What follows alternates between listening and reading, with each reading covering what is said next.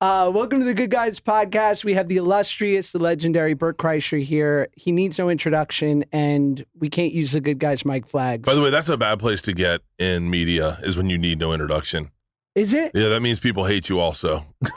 Yeah. Welcome. Welcome. It sucks, man. It's part of the gig.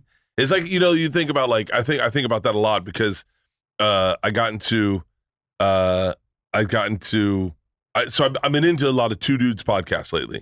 So like if I catch them, I check it out because I have a Two Dudes podcast. Right. So I like to see how, and man, there are some really fucking good ones. I wish I could remember everyone's names. Are You Garbages? Are You Garbage is a great one. They Might Be Drunk is a great one. Yes. Hey Babe is a great one. There's so many good Two Dude podcasts. And there was one that I saw, it's fun. This is a fucking bizarre story, but I was just flipping through my thing and my picture came up first. So I saw my picture. I go, oh, I'm never in my own trend. And so I clicked it and it was like, hey, do you know Bert Kreischer? And this one guy I know, a comic, was like, I love Bertie. And guy's like, well, I fucking hate him. No. And yeah. And I was like, what the? I don't even know this guy. And he's like, and that's what I love about being and he just goes off on me. About what? What did he say? It was an Relive the trauma. I will tell you, because it's a weird feeling. Not the average person doesn't get this, but when you got to remember, we're also regular people, and so when I scroll Instagram, I'm not looking for me. I'm looking for watches or boat launch videos or surf videos or dogs or recipes. Like I'm looking for what I like. Historically black colleges, dancing teams. HBCU dance, man, fuck. I know I've crept into the fucking high school cheerleaders too. Shout out to Smoke Squad. And so like I'm friends with this. Never mind, I'm getting off of that.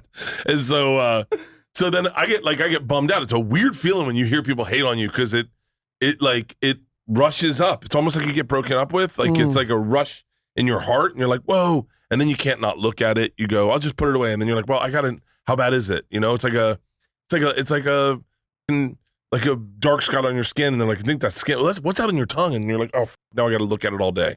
Yeah. So I watch it, and then I was like, what's interesting is when I saw the picture of myself, I knew one of the comics. So I immediately was like, oh, I'm going to like this. They're talking about me. I'm going to like this. So I followed both the comics and the podcast without watching it. Then I watched it and realized the one guy hated me. And I was like, motherfucker. So then I said, because I've already followed him. I know that shows up in people's things. I can't just unfollow everyone. Sure. So I DM the comic, the guy who wasn't a comic, he's an artist. And he had pictures of me. He really hated me. Well, on what grounds? He just thought I was annoying. Your essence. Just I'm annoying. He had pictures of you on his Instagram or in his DMs? He's an artist. He drew pictures of me. Like being murdered or just being fat and disgusting. And so I was like, relatable. Yeah. But do you want to live in the middle in the sense of, do you want to be loved and hated because you've triggered feelings? You want to be loved and hated. You want to be loved and hated. You don't want to be, trust me, I've been ignored. Milquetoast. And I was like, oh yeah, I don't really give a fuck about that. You want to be either loved or hated. But so I sent him a DM and I was like, hey man, I've given you hilarious. I followed you before I saw the clip. I saw a picture of myself and there was a picture of myself, so I followed you. I'm friends with your podcast buddy. Obviously I didn't know you disliked me. And so I just want you to know that I get it. I hope you have a good day or whatever. Yeah. And then the guy DM'd me back and he was like, I am so fucking sorry, man. That's like, it was like really cool. He was like, you say these things and you don't think everyone's ever going to hear them. And I'm just trying to do a podcast. And I was like, and then you have to find yourself accountable. And I was like, I've done that a lot. Where you talk shit about someone, not even thinking Reese Witherspoon's ever going to hear it. And then Reese Witherspoon's probably sitting there like, what the did I, like, I often think about Richard Gere and like how many of us talked about that fucking hamster up his ass. And so that's not true? Well, whether it is or it isn't, I have to say with not. I have to go with not, right? But he had a kid, right? Richard Gere had a kid, like well after that rumor went out. And that kid had like a kindergarten hamster that they would take home on weekends. That's how it works when you have a kid. And that everyone's in school like, yo, don't give the fucking. And then Richard Gere had to sit down with his first grader and be like, listen, we can't have a hamster because people think I put hamsters up my asshole. Don't give little Jimmy Gere the class hamster. And like that was an innocuous fucking thing we all, Richard Gere shoves hamsters up his asshole. But you know that affected Richard Gere. Nick caught. Right? And did it? He's a Buddhist. Maybe it didn't. No, dude, it affects everyone. Yeah, you you know, don't get Tom over Cruise that. is like, I'm not fucking gay. Why can't they just let me go? Like, I'm a Scientologist. Like, Right. there are so many crazy rumors out there that we callously just throw out. And then the like little ones, like, you know, obviously, you know, bigger ones that are more accurate, and then like little ones like Bert's annoying, and I go, what? That hurts my feeling. That's not my goal. As someone who literally you talk about, I would imagine almost everything, but you have a wide berth. Does something like Tom Cruise being in Scientology, do you shy away from that knowing that they might come after you? No, but I don't really care. Like, you'd be shocked how much I don't care about. Like, I'm an astounding amount of self-focus. Like, Yeah. if it affects me, yeah.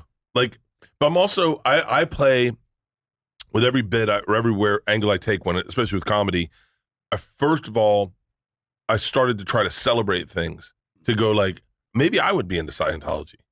Like, to try to figure the me angle. Because let me be the fucking asshole. Let me be the idiot. And then celebrate things. Because I think, like, here's the deal. Like, okay, so we'll build it back. I'm looking for something. I'm looking for something.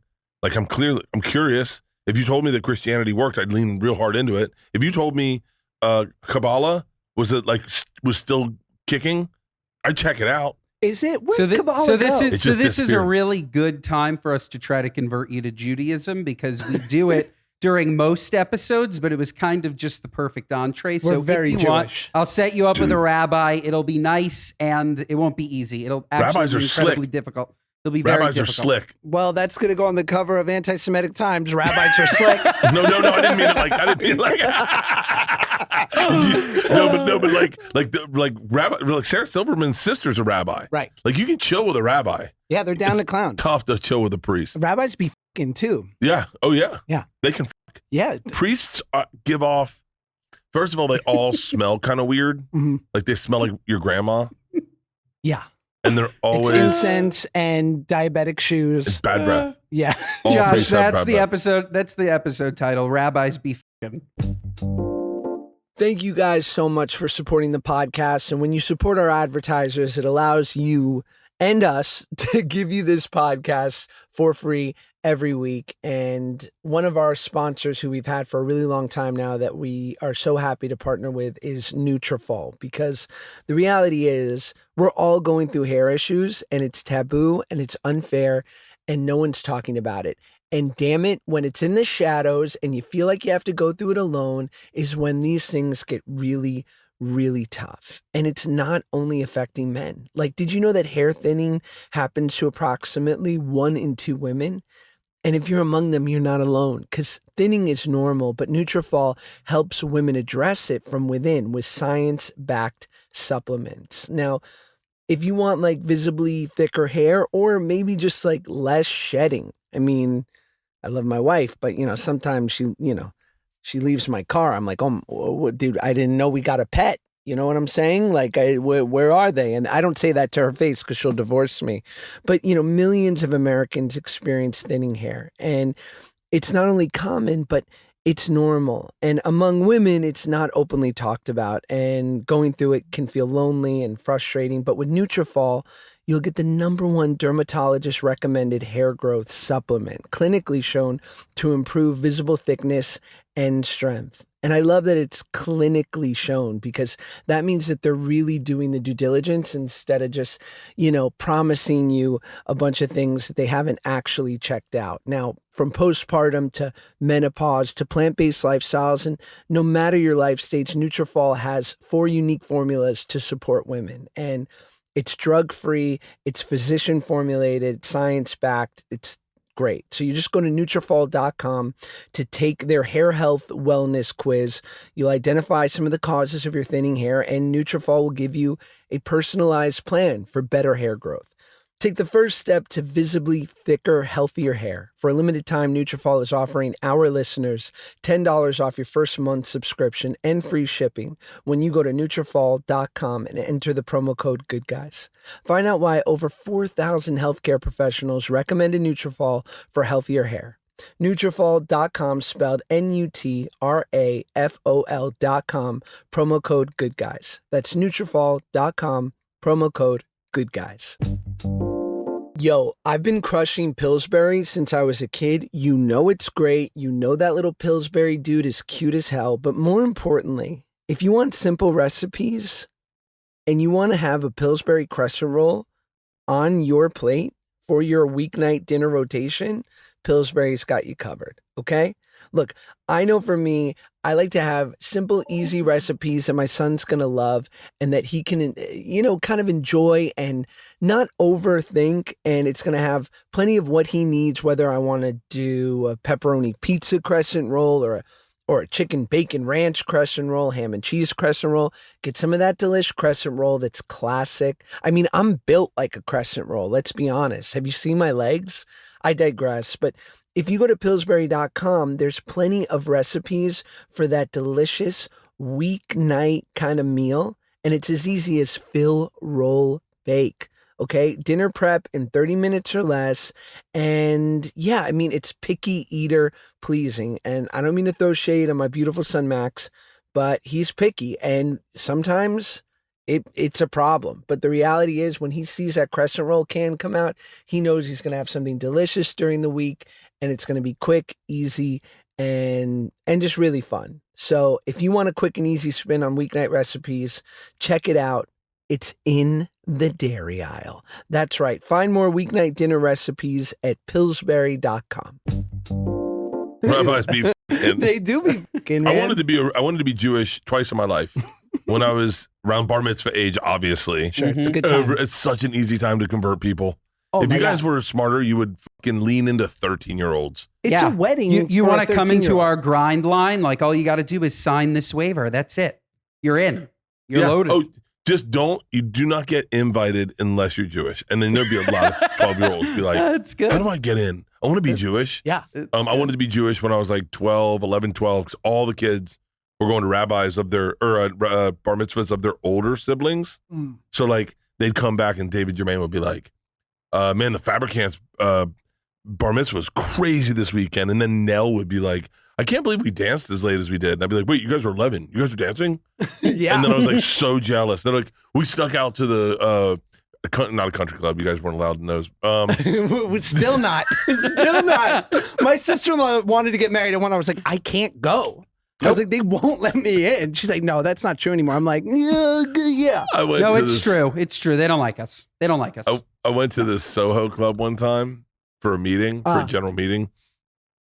My manager's a woman, and she showed up, and I said, what the f*** are you doing here? She goes, I'm here for the meeting. And I go, they let women in here? And she was like, what year do you think it is? And I was kind of bummed out. I was like, oh, I want to go to an old school, like, men only. Like, that was the cool thing when we were children. I was just telling this to my assistant on the ride over here. Wow, way to see it sound disconnected, Bert. There was a boy in my front yard. I won't say his name, but he was trying to get something from my daughter, and he just lost. Did we just enter the 20s? So there was a boy in my front yard trying to get something from my daughter. I went to get my gun and shoot him. No. There was a boy. I don't know what to call him other than that. He was a boy. There was a young fellow. It was a child. It was Off yonder. Yeah. And he was standing in my front yard, and I said, can I help you? And he looked like he got caught. He was like, no, I know Georgia. And I was like, okay. And he's like, I'm here to pick up. I got to pick up his shirt. And I was like, all right. And I said, what's your name? He's like, Billy. Like, well, come on in, man. And he's like, okay. So I bring him in. I said, I'm George's dad, Bert. And he goes, hi. And then I was like, you want me to get Georgia? And he's like, yeah. And I said, that I knew how to meet a girl's father. Like, I knew how to introduce myself. Yes. I was taught that as where, hey, listen, if you're going to meet her dad, you stick your hand out. Hi, my name's Bert Kreischer. It's a pleasure to meet you, sir. I'm here to see Georgia. Yes. Like, there was a certain way to do it, which has been lost on these kids. It might be COVID. I don't know. But it's lost on these kids. Because, like, my dad would send me over to places. And when we were kids, we were at dinner and we saw another family. My dad would send me over and go, hey, his daughters go to Chamberlain. Go over and introduce yourself to the family. Tell them I'm over here. Tell them I said hi. Tell them, and so I'd go over. I go, hey, Mr. Kaler, my name's Bert Kreischer. And he's like, I know who you are. We played golf one time. Yes, sir. It's good to meet you. Mrs. Kaler, it's a pleasure to meet you. Hi, my name's Bert. I hear you guys go to, like, I had to learn how to do that as a child. And I think that's gone. I don't know how we got on this point. Before we leave the Jews, did you see what happened with Jamie Foxx over the weekend? I did. I can see it both ways. By the way, I can see it both ways too, which I don't think, Josh, you were expecting me to say. No, I wasn't, but I'm happy to hear it. And for anyone who doesn't know, Jamie Foxx wrote something to the effect of like, they killed Jesus. What do you think they would do to you? Or something that something killed Jesus. And it was something about a fake friend who betrayed him. Go for it, Ben. The number one anti-Semitic trope is that the Jews killed Jesus, which is factually not true. It was the Romans. It's not true. So and anybody that podcast in his sleep. It was the Romans. You guys set him up, but it was the Romans. Anybody that says that it was the Jews is an anti-Semite. That's a fact. Are you saying the Jews were like... The Jews are just sitting over there going, over here. Anybody that says that it was the Jews. The Good Guys podcast brought to you by the State of Israel. Good, as it should be. But anybody that says that it was the Jews is anti-Semitic. So the Jews that were sliding into Jamie Foxx's DMs, making him feel uncomfortable and saying the they as the Jews are the actual anti-Semites, when the way that I read it was he's saying they as in X random person, right? I don't think he was talking about the Jews, but I think that the Jews that then assumed that he was talking about the Jews made it anti-Semitic. What he intended to do was not anti-Semitic. I see what you're saying. Hang on, I know how you're doing this, and this makes sense. This makes sense. I wish I was smarter and I could connect what you're saying. But what you're saying is when you see the racism in something that was not intended racist, you are in fact the racist. Correct. Like, okay, like perfect. When I said there was a boy in my front yard and Josh goes, what year is this? And there's a boy. And then I go, that's not how I use the term boy. And you went, oh, my bad. Like I didn't mean it like that either. Yeah. Well, but that's, if someone heard it that way, then that's what they mean. That's a great fucking point. Although I wouldn't use Jesus as an example. Like Jesus is the wrong example because it does get divisive. But he is going through a medical condition. Who knows what's going on with Jamie Foxx? Right. And all you cleared up, send me a picture of the friend he's talking about. We don't know. Let's see it. Oh, interesting. If it's a black dude, then he's in the clear easy. Right. Right. Right, of course. It's but a if fair it's comment. like Moshe Kasher, we're in trouble. It's going to be bad. Not good. If he's got the fucking hippy dippy hat on with the fucking locks, we're in trouble. Yeah, if it's Mordecai, we're Jamie Foxx. Here's the thing: is I think. You know, they say, I don't know what they say, but I know that racism is harder to be racist when you have a wider selection of friends. In my opinion, yeah. You know, it's like I don't know. I have too many friends of too many different colors and creeds and religions and sexualities to be able to say those things out loud. Yeah. So that's the one way. Like when we went to high school.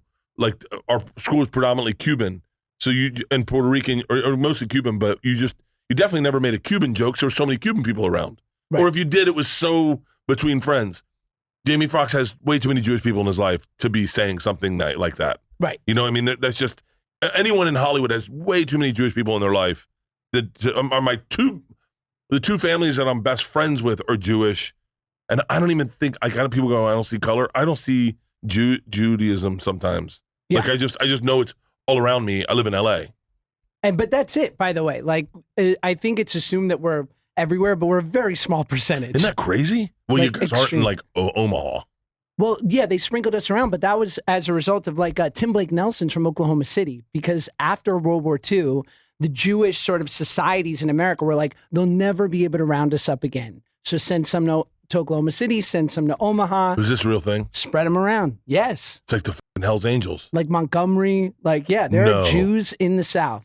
Yeah, like Memphis. So wait, hold on. There was a Jewish school in Memphis that was just, someone came and shot at the school. He happened to be Jewish, so it's like, I guess it's all good. Oh, you guys have this whole dating thing. Yeah.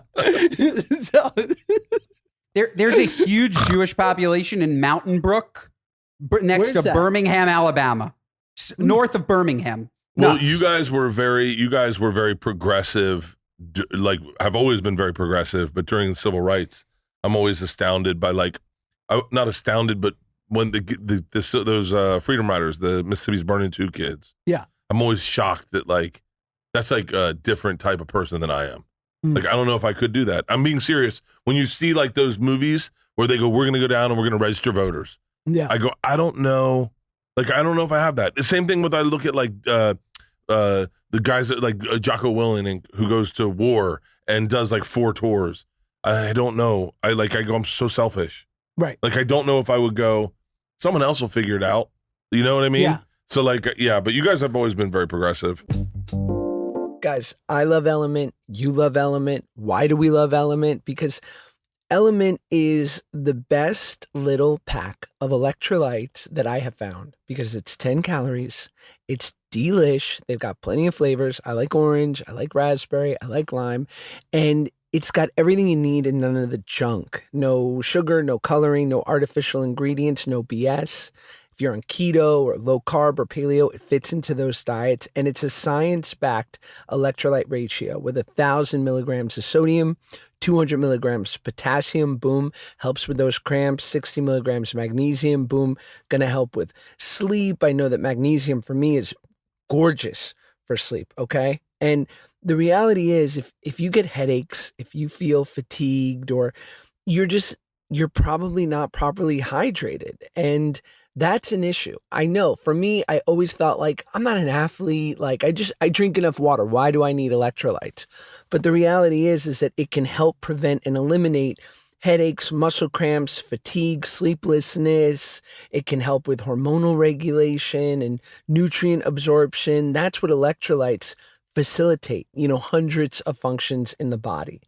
And Element is used by everyone from the NBA to the NFL, NHL. And right now, Element is offering my listeners a free sample pack with any purchase. That's 8 single serving packets with any Element order. It's a great way to try all 8 flavors or share Element with a salty friend. Get yours at drinkelement.com/goodguys. This deal is only available through my link. You must go to drinklmnt.com/goodguys. Try it totally risk-free. If you don't like it, share it with a salty friend and they will give you your money back. No questions asked. You have nothing to lose.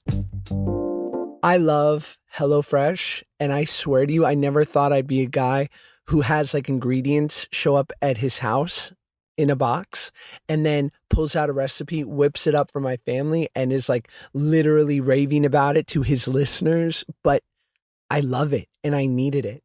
And you're probably on the fence. You're like, oh, I don't know. It seems kind of odd. And oh, I love going to the store and I like just walking the aisles. Well, that might be true, but how much time are you spending? How much time are you spending stressing about, oh, what am I going to cook? And how do I do something that's delicious but healthy? And I'm going to have to figure it out. And what if the store doesn't have all the ingredients I need? Well, with HelloFresh, that fear is done because you're going to get farm fresh, pre-portioned ingredients, seasonal recipes delivered right to your doorstep.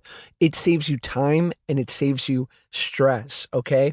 You're going to banish the end of summer blues with HelloFresh. You don't need to stress about how you'll handle it this fall because HelloFresh takes care of the meal planning and delivers pre-portioned ingredients right to your home. Now, whether you want to do the family-friendly to fit and wholesome, you'll always find new and exciting recipes to try because they have 40 chef-crafted recipes to select every week. And is your family hungry like all the time? Like mine? Well, you can add snacks, sides, and more to your weekly HelloFresh order. They have over 100 add-on items, and it's 25% cheaper than takeout and less expensive than grocery shopping. Go to HelloFresh.com/50goodguys and use code 50goodguys for 50% off plus free shipping. That's HelloFresh.com/50goodguys. Use the code 50goodguys for 50% off plus free shipping. Wait, so a big part of our podcast is talking about health. Ben's been on his own health journey. As we know, I've lost a couple LBs, and Bert, health is on his mind. So I think it's a wonderful topic. I'm in the middle of a cleanse right now. What kind of cleanse? What are we eating? Or what are we not eating? Food. Okay. So it's no food. No food. I'm allowed soups and bars. Prolon? You're Proloning it. Yeah, It's Prolon. very LA. Prolon, it's a cellular rejuvenation. That's what I like to call it. It is a nutritional fasting, a simulated fast. But the thing we were talking about in the elevator is, so what is your goal with health? When you look at these longevity folks, and by the way, I say that very kindly because like I love Peter Attia, I love Andrew Huberman, I love all these guys are people I listen to regularly. But then you go, so what is the goal? Will someone like David Goggins or Cam Haines, are they going to live 20 more years than me?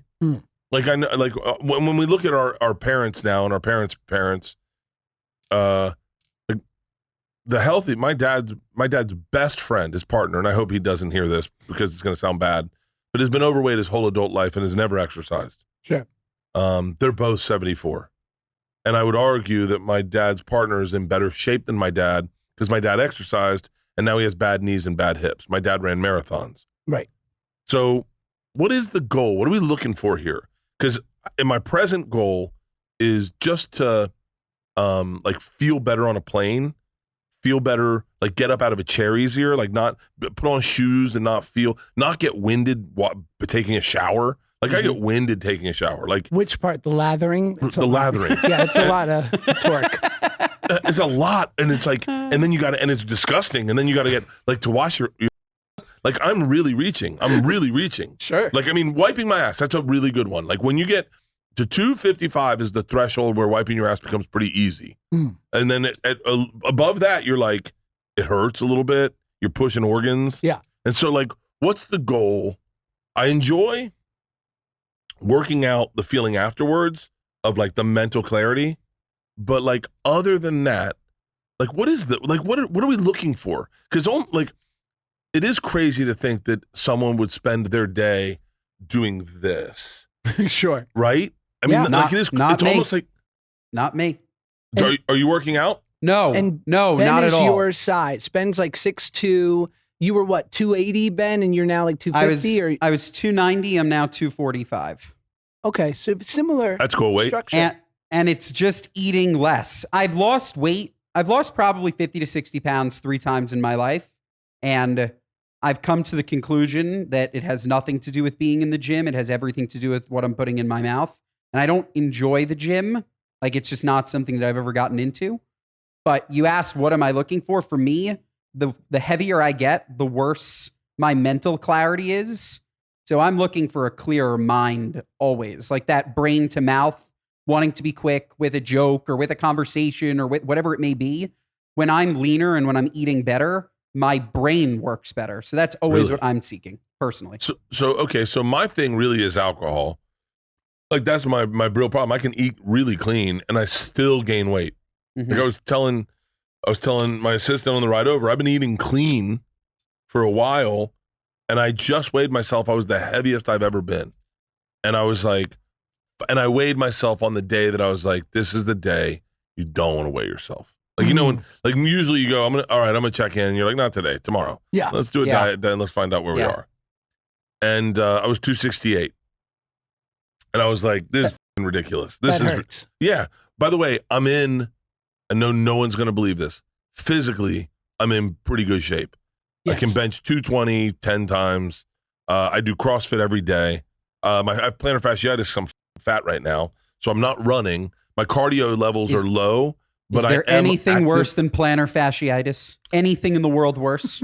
I hear cancer is worse, but I don't know. agree. I don't As I agree. said, this podcast is brought to you by Judaism, and here's the plantar fasciitis segment.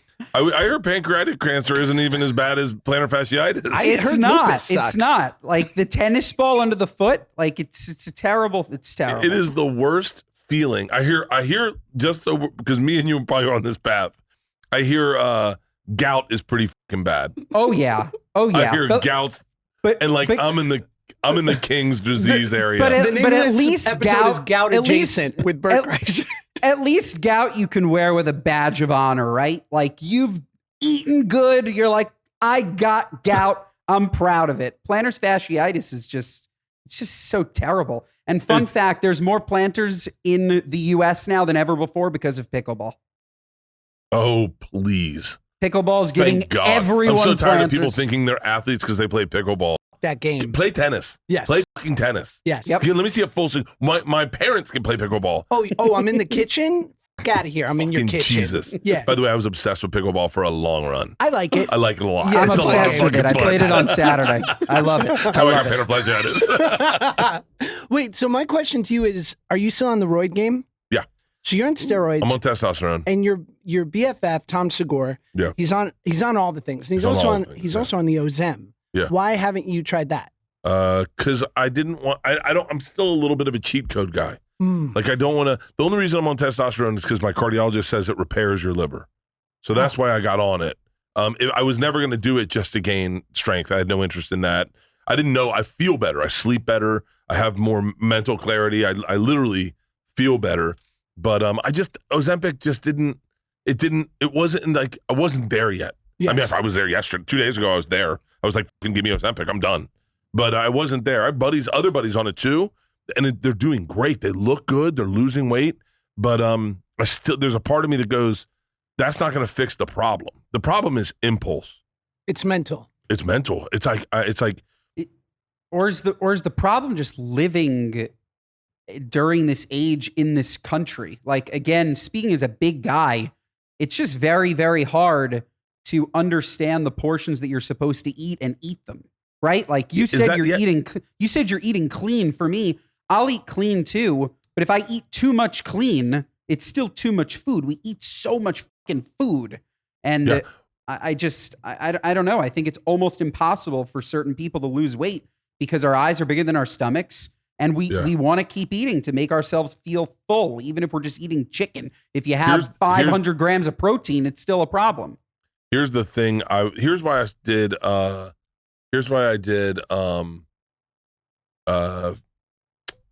Prolon. I have to do something if I'm going to start a diet or start trying to change a lifestyle change. I got to do something to rewire my brain because my brain is so impulsive that I go, like, even when they put that, I don't even know what that is, but I went, I should grab one of those. I don't even know what it is. Yeah. And my brain goes, I should get one of those. I think I made my daughter's breakfast the other day and their friends. So I made a bunch of bacon and I'm on a fast. I made a breakfast burrito. I just made it. And then was like, I wrapped it up and I put it down. I was like, does anyone want that? And they're like, why would you make that? No one wanted it. And I was like, because I want it. Like, I want it because I want it. Yes. I think about going to the fridge so much. I look at my wife and I are planning on going on a vacation. And I'm already thinking about, because I'm trying to think, like, what am I going to do with drinking? Because drinking is the thing that, if I don't drink, I'm a teetotaler. I can either go full-blown party or zero drinking. Yes. Like, so I'm not someone that, like, I'm not going to just have a glass of wine. I'd rather not have the calories. So I'll just have water. I don't care. I'm not going to feel a glass of wine. So either we're going to drink a bottle and we'll feel it and we'll tell some stories, or let's just not drink wine and we'll just have a sober night. I'm cool with that also. Yeah, it's like drinking decaf. For what? What the fuck am I going to stain my teeth? Yeah, what are we doing? Yeah. So give myself acid reflux? Jesus Christ, what are we going to be up all night? Yeah. It's like, and so I go, that's where my head's at, is like, what am I going to do? So we're planning a vacation and they're like, they got this big beach with all these bars. And then I go, oh, wait. And then my brain right now goes, I can't wait to drink. And then I'm like, don't think like that. Like, why can't you just go be present on the bar? So I'm trying to rewire my brain so that I can bleed into this weekend, because the fast is over Thursday. I can bleed into this weekend with a healthy mindset where I get excited for healthy food and I feel better. And I'm just going to have to quit drinking for like a period of time before I go back on the road, just because I was like, there's no way I'm going to drop down to like 245, which is a fantastic, beautiful man's weight. I would love to be 245 right now. Thank you. But there's no way I'm getting down there with alcohol in my life. You got to do the Ozemp. Really? Here's what I think. And what do I know? I lost 120 pounds. I've never taken Ozempic, and we talk about it a lot on this podcast. But that's the problem. Here's the problem with Ozempic is that everyone's like afraid to say they're doing it. Well, people are afraid, especially, there's weird like quasi-controversial shit, except there isn't, because like in 5 years when literally everyone will be taking it, because I can't imagine a person who wouldn't benefit from having sugar removed from their blood, be it for Alzheimer's, be it less sugar, better, right? That equation always works. So sugar's bad. Sugar in general is bad, but what I've heard about Ozempic is that it inhibits that part of your brain that that's overthinking. And the only thing that I can attribute it to is like I spent 2 decades of my life thinking about taking some sort of antidepressant. And then finally in the last year, I was like, enough. And because my life was so good and I could see logically on paper, and I was like, I can't get my head above water. But I didn't have any classic like depression signs, right? I never had trouble getting out of bed. I wasn't crying or anything. I just had this obsessive thought that would grate at me, and thoughts would enter my head and I couldn't get them out. Give me an example, because I might have that. A version of what you talk about with like the drinking, or like just like the future projecting of what am I going to do when I get there, and how am I going to have a good time, and if I can't have one, then I don't want to have all of, then I want to have all of that. Like I'm going to a disc golf tournament in like next week, yeah, and I'm already feel like I'm on a good path of eating clean, and I go, I'm already kind of thinking like, how am I going to keep it on the rails? Like, first of all, flying is a difficult thing for me. So I wouldn't be shocked if I drank on the flight. And then if I drank on the flight, I'm definitely drinking the next day. And then I know I'm there for 2 days. So if I'm there for 2 days, I'll probably, and then I'm sure when I get there, I'm gonna be like, I wonder if anyone has weed. I was like, you know what? I'll just bring my own weed. And then I'm like, all of a sudden, I'm like, I got 3 days of literally, it sounds like a bender for anyone else. But for me, it's just regular life. And then what am I supposed to like fold that back into? I'm back to just salmon. right. Like, who the f- lives like that? Yeah. Like, How do you recover? How does anyone live? I don't know how anyone lives.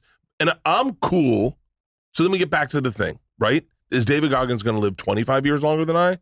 Or is it maybe like, is it, with the burden that he's put on his knees and his shoulders, and, maybe it's not the best 25 years of his life that it's longer, or maybe the key is like, just really truthfully that carpe diem of like, hey man, people get hit by cars. Like, what the f are you doing? Like you're sitting there worrying about like all these things that, like what if? I mean, as long as you're not going to overdose or get to a place of depression and suicide, it's like, why not just Buddy Hackett it and die at 80 and have a fucking blast and never worry about anything you ate and never worry about a thing you drank? Like, I'm just saying, like, I'm not a proponent of that. I'm just saying, why not? Like, what is the fucking thing? If you can function. What if you don't die at 80? Like when? Give me a year. I'm saying, what if you, because this is the thought that goes through my head. What if, because of the advances in medicine, right? What if you can live until 110, but from 80 to 110, your body's so broken that you wish you were dead? Yeah, I mean. Go to Oregon. My nana was 100 when she died. And those last couple of years weren't great years. Right. That's when you get a little bit of fentanyl. She didn't go to Burning Man. She wasn't at Stagecoach. She wasn't running ultra marathons. Yeah. She was in a bed, confused. I mean, it was really sad. Not good. And so hang on. So like, let's just reverse engineer this. That's when we load her up with drugs and alcohol. Right. Yes. Why not load yourself up with all the drugs and alcohol now? By the way, I'm talking myself out of being healthy. Do you have a death pact with your wife? Not a pact, but an agreement of like, because you have a beautiful, long-standing relationship with your wife. Like, babe, if it gets to that point, but I'm 70 or like, God forbid, like 70's fucking young. Yeah. Put a pillow, but do the pillow. Oh, I decided DNRs. Nice. And so she said, yeah, DNR. And I went, not me. You want everything. Keep me around.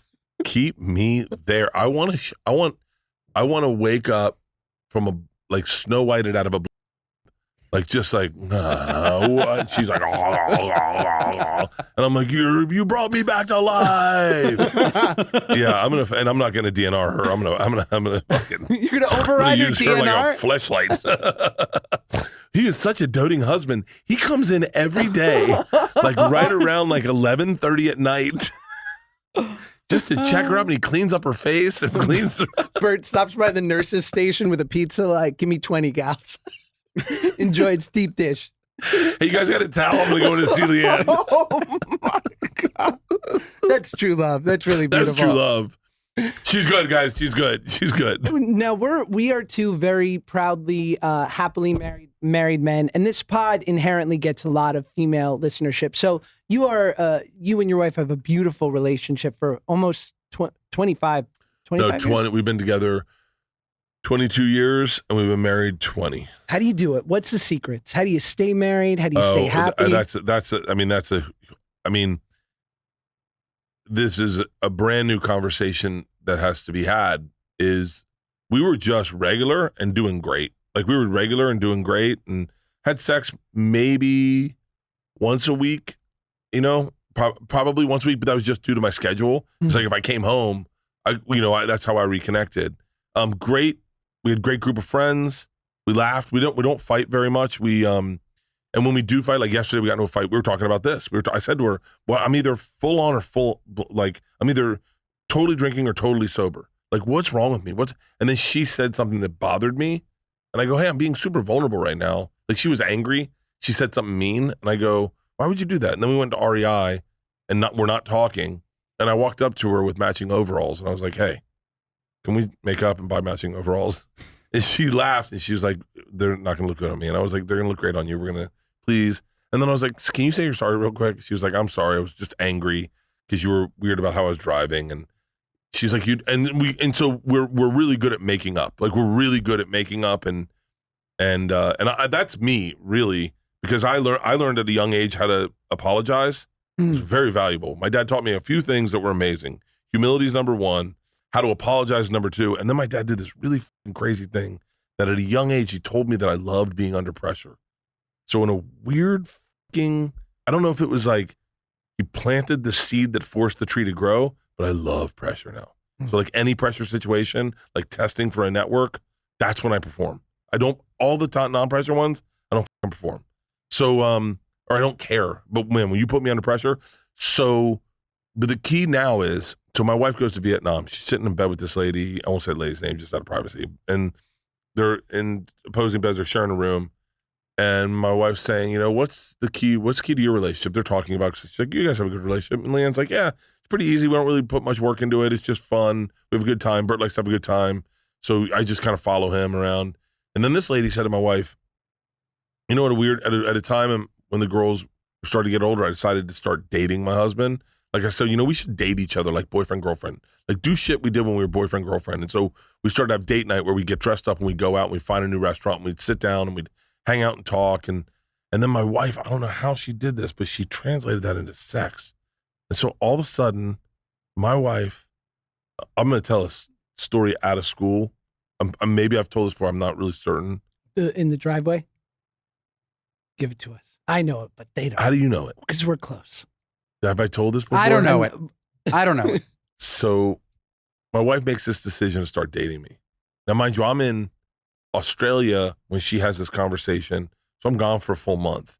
So I come back, we go, there's like a couple things. So we're doing this tour. We end up in Miami. I tell my wife, why don't you meet me at the hotel? We'll spend the night at the hotel. We spend the night at the hotel. And I was like, I got a spot at the store tonight. If you want to stop by the store with me, then we can drive over across the hill. She's like, great. So I go to the spot at the store. We go to Saddle Ranch. We're eating just dinner at Saddle Ranch, just catching up. Couple kids. Yeah. Couple kids dating in LA. And as we go to the bathroom to leave, a guy and a girl go into Saddle Ranch, girl's bathroom, and they go to have sex. And my wife sees them. We get in the car, we're driving over the hill, and she goes, a guy and a girl just walked into the girl's bathroom. Can you believe that? And I go, yeah. She's like, what? I said, they're fucking 23. We used to be like that. She goes, what? I said, we used to be like that. They're just fucking, like that's what life's about.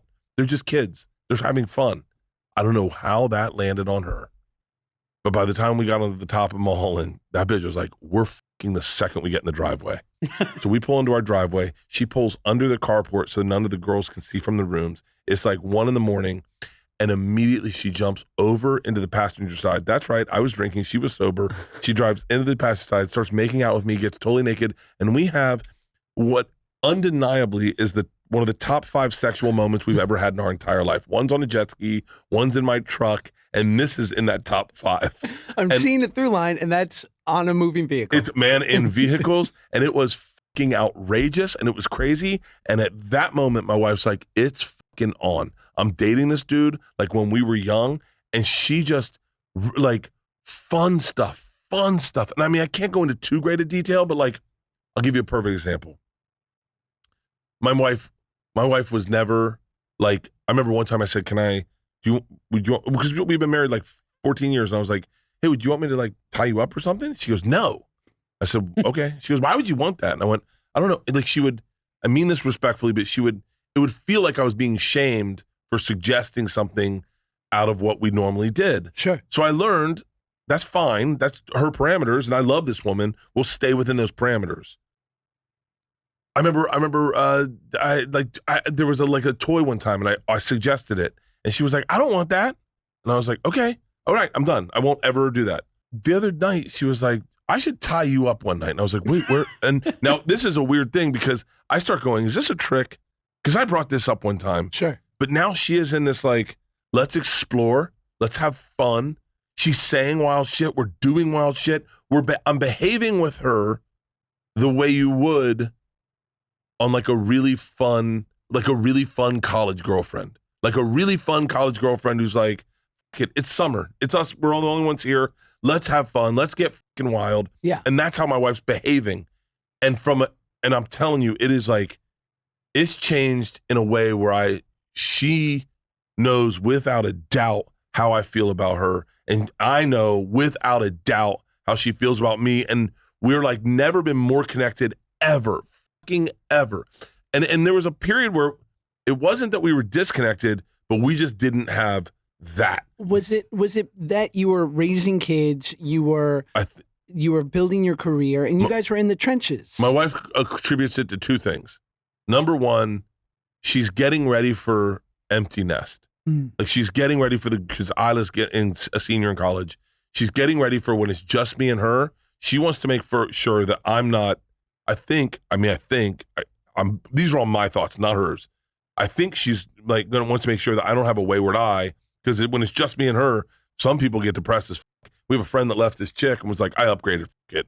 She's 32. She's banging. And like everyone sat back and were like, oh, fuck, holy shit. I made a joke that night and I was like, I wonder what I can upgrade to. Sure. I put it in my special. And so I wonder if that's part of it. The other part of it is she kind of attributes it to long COVID. Like she feels like when she got COVID, she just was in a fog.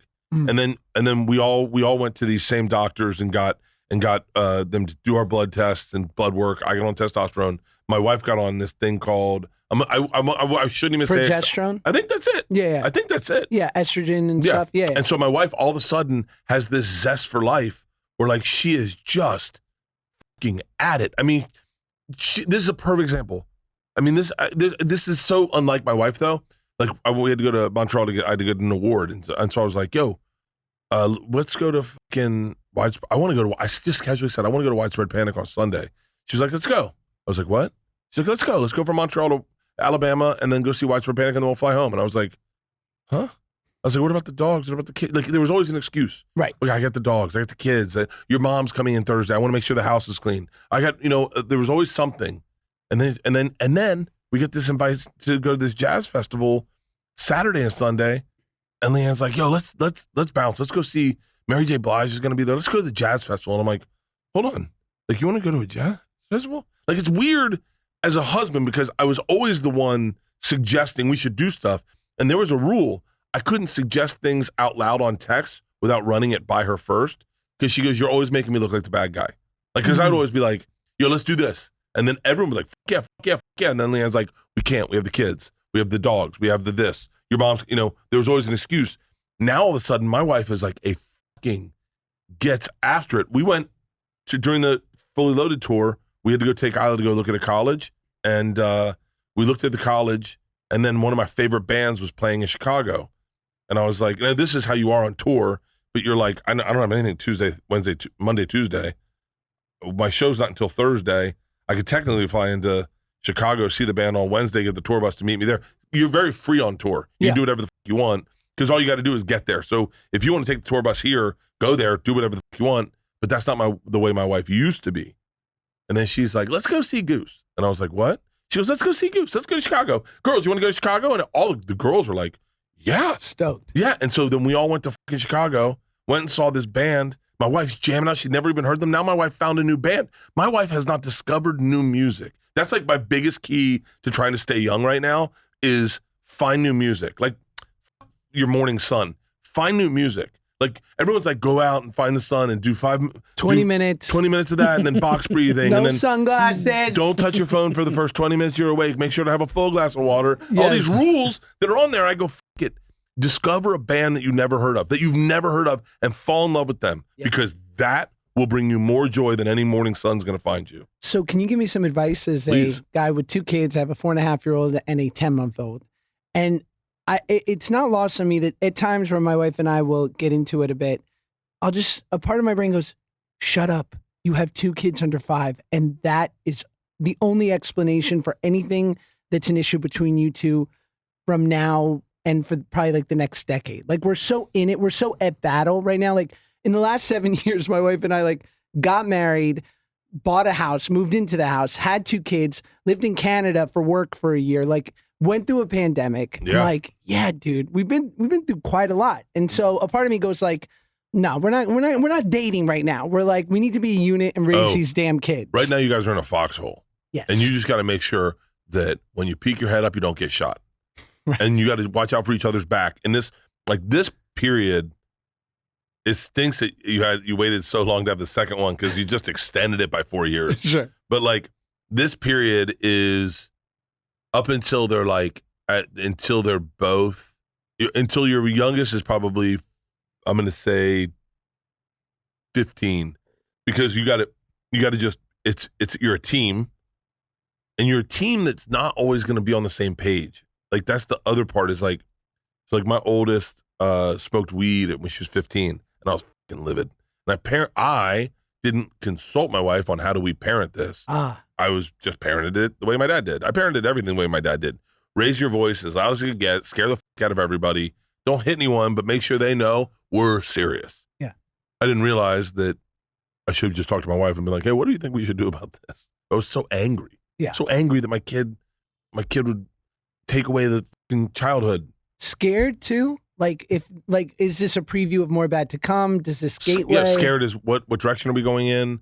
You blame everyone else's kid. You don't blame your own kid. Like everyone's like who got her high? And then you don't blame your own kid. Like, oh, my kid probably I got myself high. Right. I definitely was like, I want to try weed. I was complicit in my stoning. Yeah. Yeah. And so I was tossing them rocks back. Woo!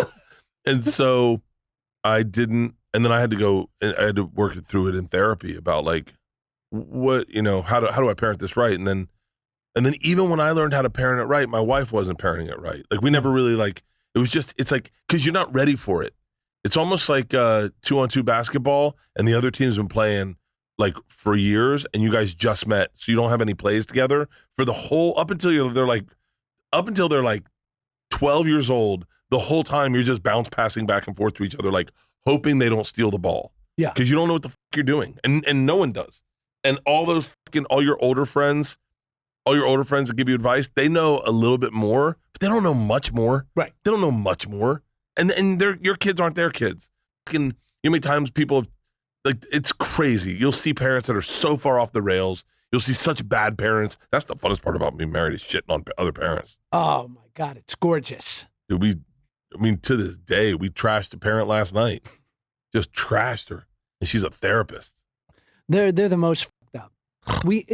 Ben, when you and your lovely wife Claudia, if your child was caught smoking the devil's lettuce, how old's your kid? They don't We have don't, yet. we don't have kids. We've been together for 11 years, married for 6. Nice. So we've been together for how big are your feet? I think they're coming off big in the camera. They're like a 13. They look like a 46 in this huge. in this view. Pull your dick out. It's nice. It's nice. I was wondering at what point during this episode we were going to take off our shirts, but maybe we can do it at the end. What would you guys do if you caught your kid smoking weed? In this hypothetical situation where we do have kids, if we raised them right, my hope is that it wouldn't have been in a, like, I wouldn't be worried that they're going to turn smoking weed into doing something much worse. But who knows? So I don't know. Yeah, you don't know. That's the thing is that, like, I would say back in the day I had an answer. Yeah. Yeah, but you don't know. It's until you have that precious thing. Yeah. That that does all the things that you love, all the things you love that you never knew you loved. And then one day you see them, because smoking the weed's not the bad part. That's not, I don't give a fuck about you getting high. I understand that. I'm there. It's the lying, it's hiding. the deceit, it's the change of the person. The change of the person. Snoop is the one that kind of walked me through it, kind of held my hand through it.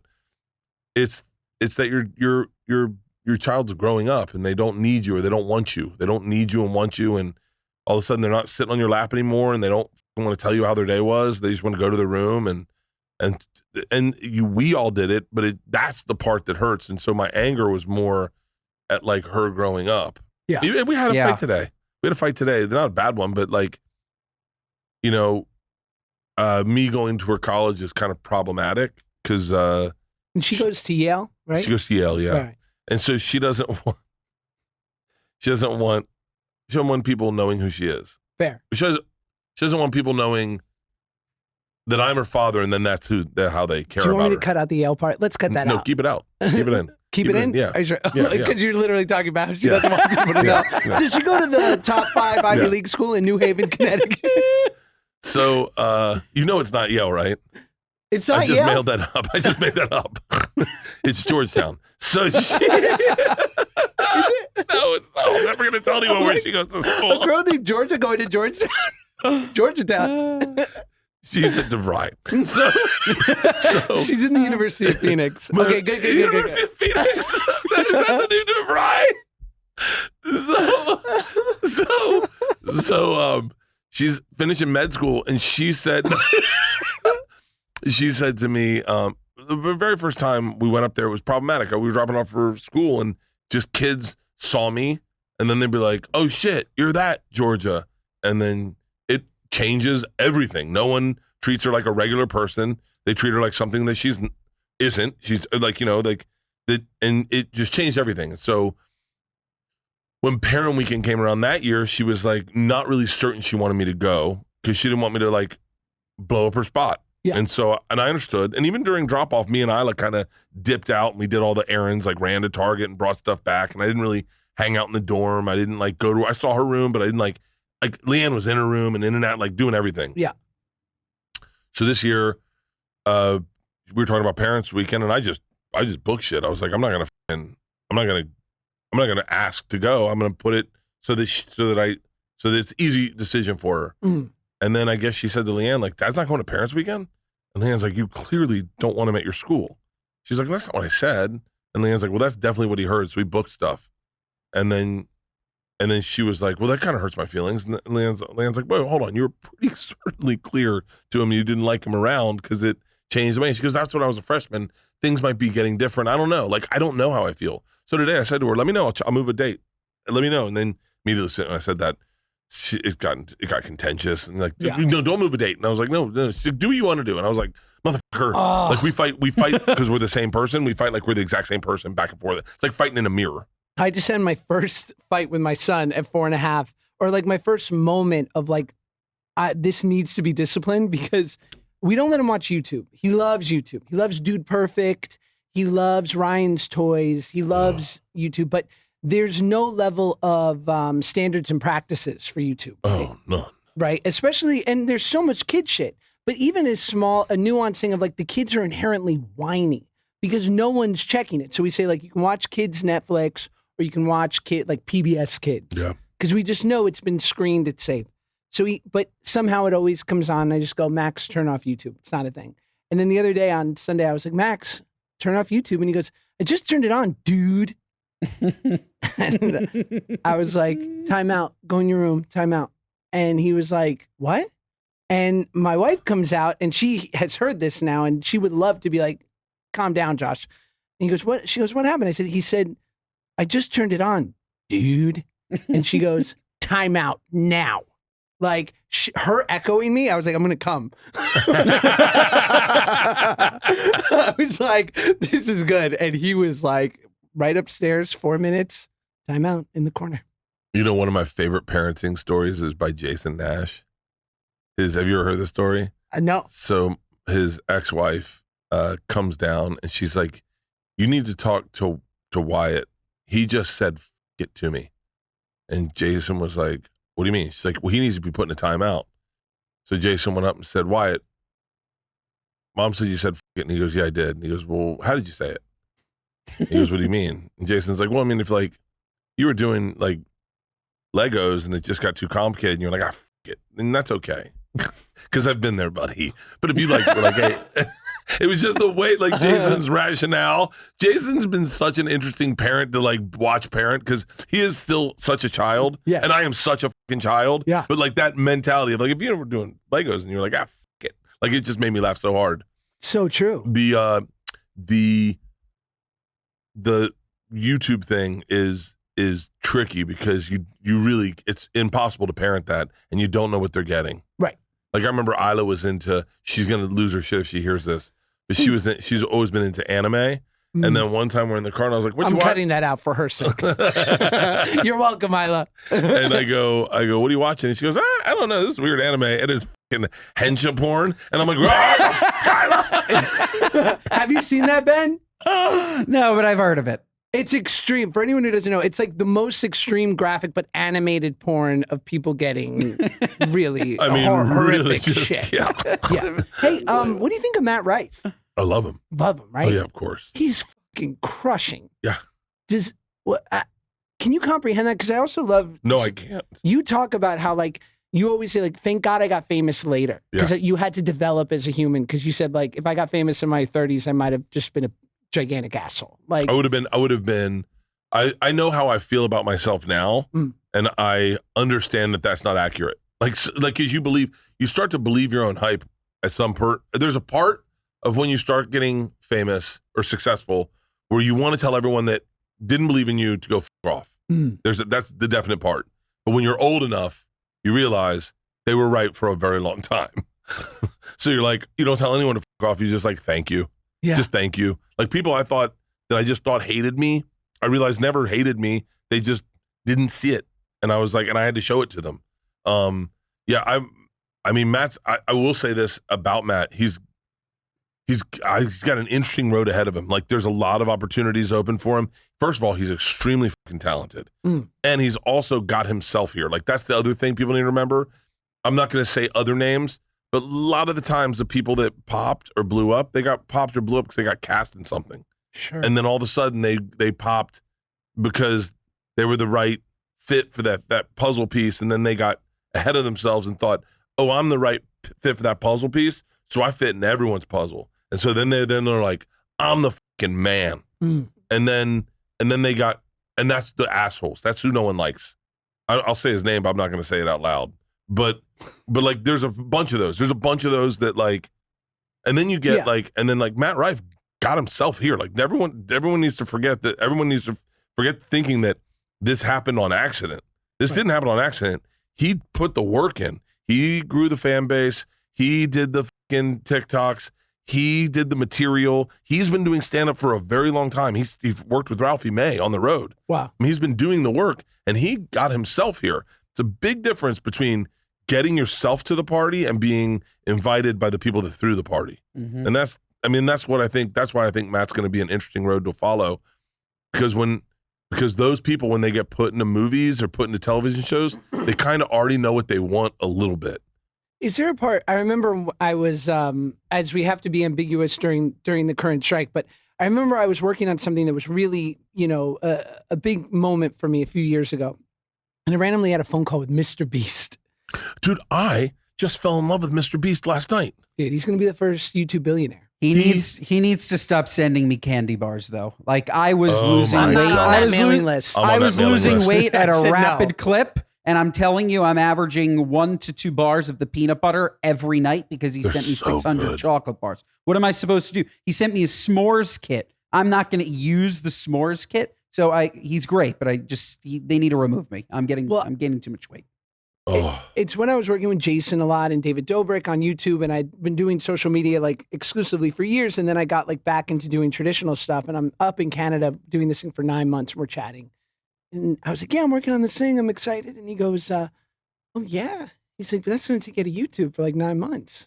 And I was like, yeah. And he goes, why would you do that? And it's so nuts for me because I come from that world of like, no, like I do YouTube to do the thing that I love, right? Yeah. Like this is the destination. And for him, he was like, oh, that's ancient. Like, why would you care? And so to your point, it's like for someone like Matt Rife, he might never have to get the show. He may never. Dave Chappelle doesn't do movies. There's a lot, by the way, I mean, you're in a different, I hope I'm not shading anybody, but you're in a different category than everyone else because you are extremely talented. And so I'm not saying that Matt Rife isn't talented. I'm not saying that I'm not talented or Jason Nash isn't talented. But what I'm saying is we have found a lane that's working and selling tickets for us and doing the things. Like I love doing the podcasts. I love doing my podcast. I love doing my cooking show. I love that it's autonomous. I love that, I don't love that during the strike I still have an income because all I think about during this strike is, and I don't want to talk, I don't know anything about anything. I'm almost not going to talk about the strike, but like, sure. I just think of all the people that aren't working, and that's all I can obsess about because I'm a dad. Totally. I just think of like all the moms and dads that aren't working that are stressed out. That's all I think. I've been through when it's identical to me as when the pandemic hit, and this sounds, I hope this is people understand, but like when the pandemic hit, I panicked because I was like, how the f am I supposed to pay for things? That panic, I know that panic. I remember that panic is irrational and it's just not a cool thing to live with. And so that's all I think about during this strike. Totally. I'm very grateful that because of that panic that hit during the strike, during the pandemic, I created avenues to make sure that I never had that panic again. Yes. Started Two Bears, brought back Something's Burning. I just was like, I'm not going to be, I can't put myself through that because it fucked me up. It's hard to be creative during that panic. There's a lot of things that suck about that panic. But you're different. You're so fucking talented in so many levels that maybe that is the thing to get you there. Maybe that's your lane. Mr. Beast, his name's Jimmy, right? Yeah, Jimmy. I have a hard time calling him Mr. Beast. Everyone's talked about him for fucking ever. Just call me RoboCop. Yeah. Call me the machine. Yeah. Rogan brings up Mr. Beast to me the other night. Brought him up. Do you know Jimmy? I said, no. He goes, you got to meet him, man. I said, really? And he goes, dude, he's fucking awesome. I And go, you cool. and Rogan were chilling the other night? Yeah. So you and Rogan are cool? Yeah. Wasn't there like a rumor? No. There's no rumor. We're cutting that out. No, Never mind. No. Keep it in. What rumor? There was some rumor on some comedy podcast that you guys were beefing a little. Was it Theo Vaughn and Might have Mark been. Norman? That's exactly That's who Joe it was. List. That's who they're talking about? Joe fucking List. Tell them to get their shit together. They got to get their shit together, Joe Someone List. else told me that. They're like, yo, you and Joe aren't cool anymore? And I was like, no, I was with him the other night. I was literally with him the other night and his wife. Everyone can go suck my dick. Okay. All the comedy sleuths need to stop. There's also a clip of... That's bullshit, Comedy Sleuths. We are clipping this. Yeah. So that it's okay. By the way, clip this, Comedy Sleuths. Yeah. Comedy Sleuths. There's a clip of Joe talking about a friend who was so drunk it made him depressed, and he couldn't look at alcohol the same way, and he feels bad for that friend. The guy was incoherent. That's not fucking me, okay? Yeah. Joe's never bit his tongue about talking about my drinking. Yes. If it was me, he would have said, Bert was so drunk, it's someone else. And by the way, the minute that happened with that friend, Joe called me immediately and was like, dude, what's up with ... We should talk. Yes. But like that, Comedy Sleuthdom, it does good for numbers because, it's like the things that do well is buzz clips or what is it? Not buzz clips, but clickbait and to lead someone on. Like let me tell you about this one guy. I wasn't going to say his name. And then everyone gets to guess who he is in the comments. It's fucking shit. No, Joe Rogan and I are totally fine. So he was telling you about Mr. Beast. Oh, yeah. Yeah. He was telling me about Jimmy, not Carter, everybody. Jimmy. Fucking. By the way, I'm talking to them. I'm just as bad as they are. I follow the gossip just like everyone else. I'm the same. I'm not any fucking different. So, it's so funny. That's why when I walked in, everyone's like, bro, Bert's here. I was like, what's up, buddy? And they're like, oh, you guys are, it's fucking so crazy. I got to fucking call Mark Norman and Theo. Yeah, you got to go tell them what's going on. So, oh, shit. Jesus Christ, bro. You're too red to show up on the corner like that. That was our producer, Marshall, just jump scared Bert. You're so bright. Like your hair, your outfit, everything about you is so. Stand in front of the camera so everyone can see what we're talking about. And so Marshall's so handsome. Shout out Marshall. So what the was I talking about? So I was talking, and he was like, "You haven't met Mr. Beast?" And I said, "No." Casey Neistat said that to me. You haven't met Mr. Beast? And I was like, "No." He's like, "You got to meet Jimmy." Yeah. He's like, insane. So then last night, I get sent these Mr. Beast bars, right? Yeah. I'm on a fast. I think I did a video like thanking him or whatever.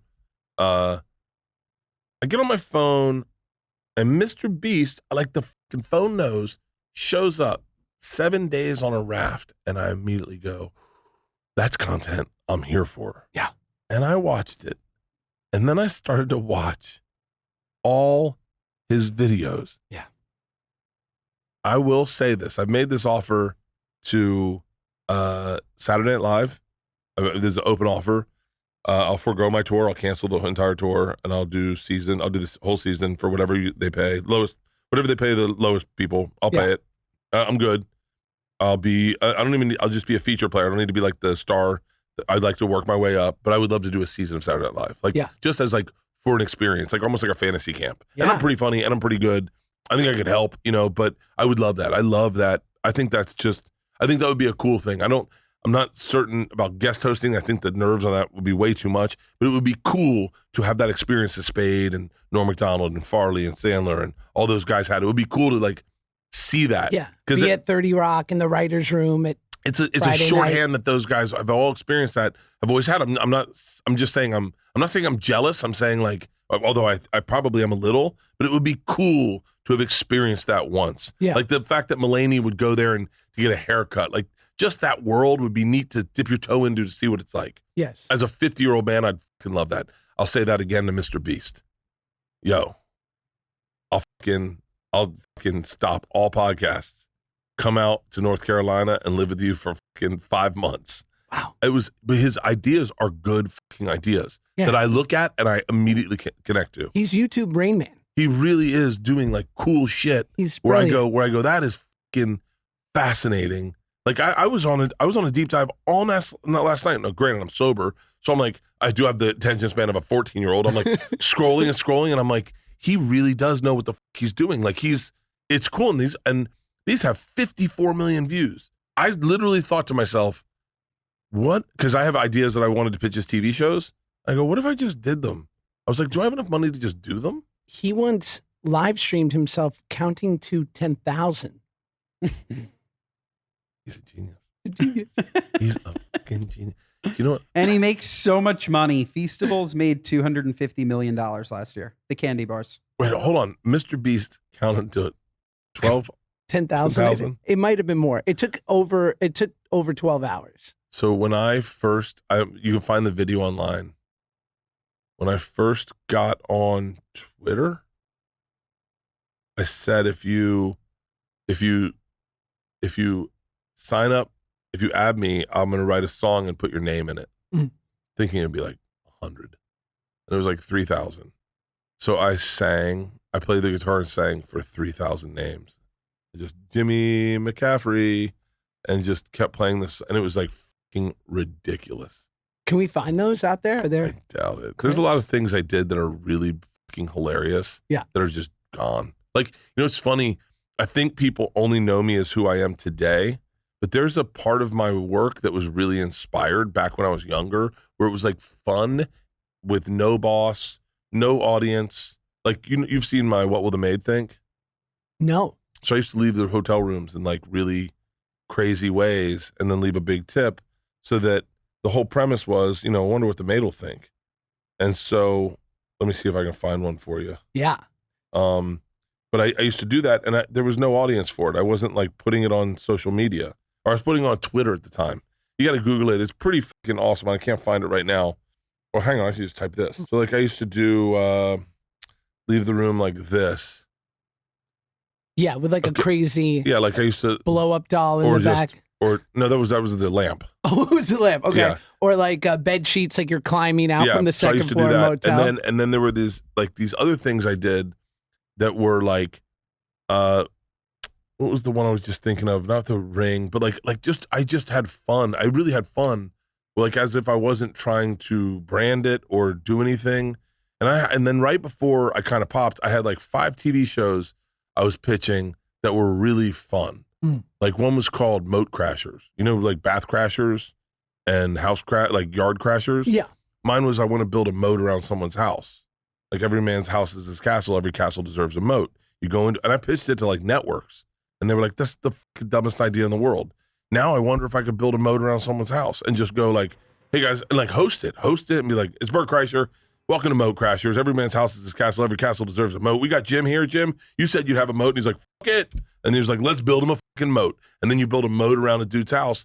You bring in like, and you pay for it. I had one called Blind Design, where we have a blind guy design your house, and we just design it your whole house. One was called Bathrooms, where we turn every room into your house into a bathroom. Not great for you living there, the homeowner. Fair. But if you're in the shop, if you're in the market for a bathroom, that's your fucking show. I go to sleep every night watching House Hunters, international or domestic. So good. I could see myself falling asleep to Bro, bathroom. All I had were these fucking shows. I Yes. had one, Can I Kidnap Your Child? Where I go, here we go. Yeah. You got a 4-year-old, right? Yeah. Yeah, take him to day school, preschool. Well, can I kidnap your child? Baby hostage. Yeah, no. The whole point is you can't change. It works better with a 10-year-old, but you can't change anything about your family routine. Yes. And then I see, can I kidnap your child? Now, if I kidnap your child, don't worry. He's going to Disney World with grandma. He's going to have a great weekend. That's when the game begins. Can you secure the fucking bag? Can you go to the bank, get $2.5 million out? Do you do the drop? Do you call the cops? Because if you can properly get back your child, you get to keep the fucking prize money of $2.5 million. Oh, I thought you were going to say keep the kid. Oh, you can keep the kid, and Fair. keep the kid. Sponsored by BetterHelp. Yeah. Because the kid's going to need that. Dude, I'm telling you right now, there was like so many ideas I had. No, I'll tell you the best one I have, I'm holding on. I'm not even going to say out loud because I still want to do it. But like I had like crazy ideas. And then one was Something's Burning. That was a pitch I had to Food Network. I sat down and I said, I want to do a show called Something's Burning. And they're like, well, I love the name. What is it? And I said, just a cooking show.